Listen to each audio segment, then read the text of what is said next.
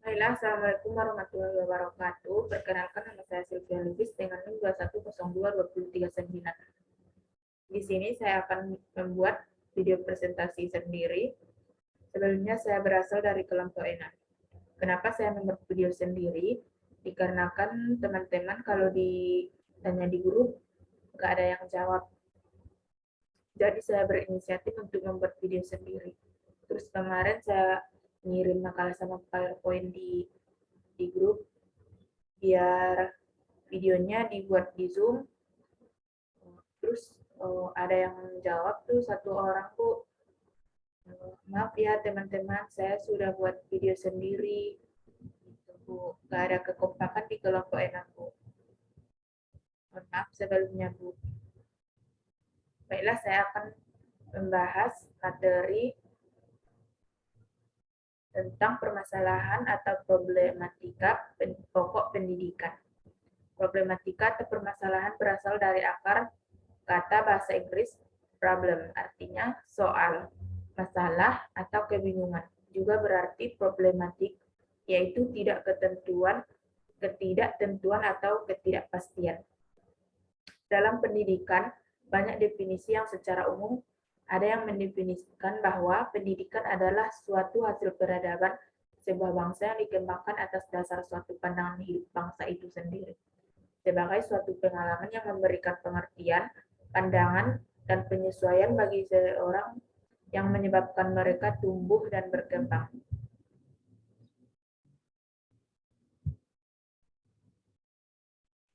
Ada beberapa jenis permasalahan pokok di Indonesia. Yang pertama, masalah pemerataan pendidikan. Masalah pemerataan pendidikan adalah persoalan bagaimana sistem pendidikan dapat menyediakan kesempatan yang seluas-luasnya kepada seluruh warga negara untuk memperoleh pendidikan.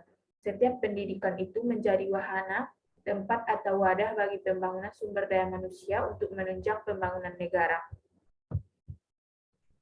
Masalah pemerataan pendidikan dipandang penting sebab karena jika anak-anak usia sekolah dapat memperoleh kesempatan belajar pada jenjang SD, maka mereka memiliki bekal dasar berupa kemampuan dalam membaca, menulis, dan berhitung, sehingga mereka dapat mengikuti perkembangan kemajuan yang melalui berbagai media massa dan sumber belajar yang tersedia di lapangan, baik mereka nantinya akan berperan sebagai prosedur atau bahkan konsumen.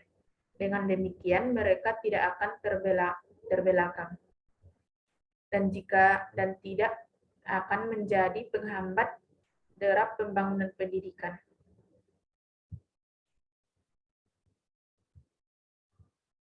Yang kedua, ada masalah mutu pendidikan. Mutu pendidikan dipermasalahkan jika dalam hasil pendidikan belum mencapai pada taraf keinginan seperti yang diharapkan. Penetapan pada sebuah mutu hasil pendidikan yang pertama dilakukan oleh sebuah lembaga yang berkompeten dan berwenang sebagai penghasil produsen tenaga terhadap calon luaran dengan menggunakan sistem sertifikat. Yang ketiga, ada masalah efisiensi pendidikan. Pada hakikatnya, masalah efisiensi adalah masalah pengelolaan dalam sistem pendidikan, terutama dalam pemanfaatan sumber dana dan sumber daya manusia. Efisiensi artinya dengan menggunakan tenaga dan biaya sekecil-kecilnya dapat diperoleh hasil yang sebesar-besarnya. Jadi, sistem pendidikan yang efisien adalah sistem pendidikan yang tenaga dan dana yang terbatas kemudian dapat dihasilkan sejumlah besaran yang luas dan berkualitas tinggi. Oleh karena itu, keterpaduan dalam pengelolaan pendidikan haruslah tampak di antara semua unsur dan unit yang ada dan terkait, baik antar sekolah negeri maupun swasta, pendidikan sekolah maupun pendidikan luar sekolah, antar lembaga dan unit jajaran Departemen Pendidikan dan Kebudayaan.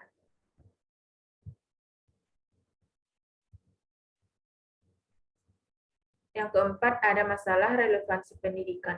Masalah pada relevansi adalah masalah yang muncul atau timbul yang ada karena sebab tidak adanya kesesuaian dengan suatu sistem pendidikan dengan pembangunan nasional yang ada, setara kebutuhan perorangan, keluarga, dan masyarakat lingkungan baik dalam jangka pendek ataupun dalam jangka yang panjang. Pendidikan merupakan faktor penunjang bagi pembangunan ketahanan nasional. Oleh karena itu, perlu adanya keterpaduan di dalam setiap perencanaan dan pelaksanaan pendidikan dengan pembangunan nasional tersebut.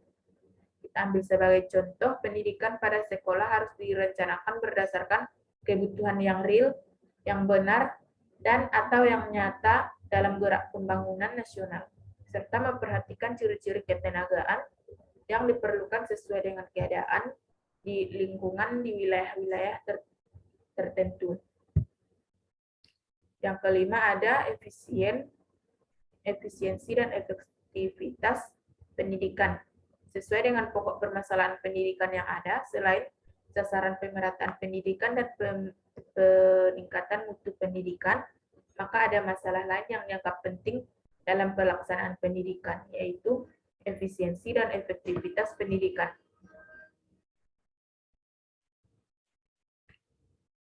Permasalahan efisiensi pendidikan dipandang dari segi internal pendidikan.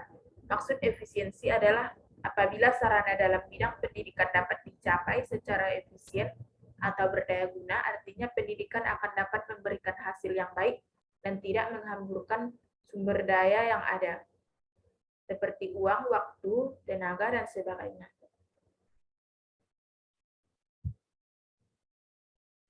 Pendidikan yang telah diperoleh tidak menjamin mereka untuk mendapat pekerjaan sesuai dengan jenjang yang mereka jalani.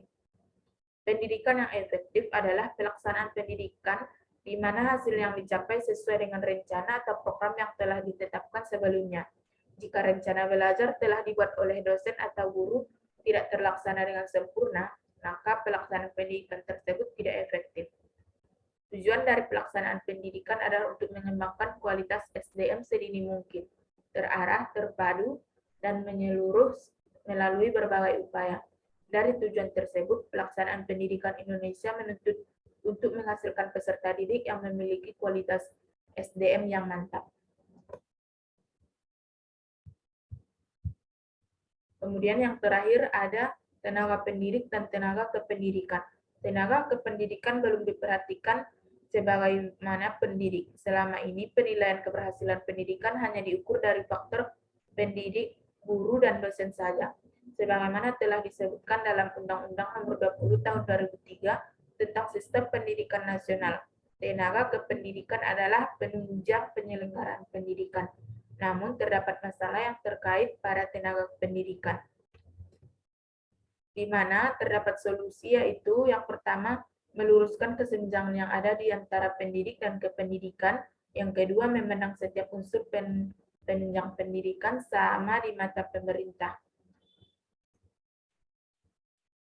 Itulah hasil diskusi saya. Sebelumnya, saya mohon maaf sebesar-besarnya karena kelompok kami kurang kerjasamanya, dan saya juga masih banyak kekurangan dalam penyampaian materi atau bisa juga dibilang belum pas.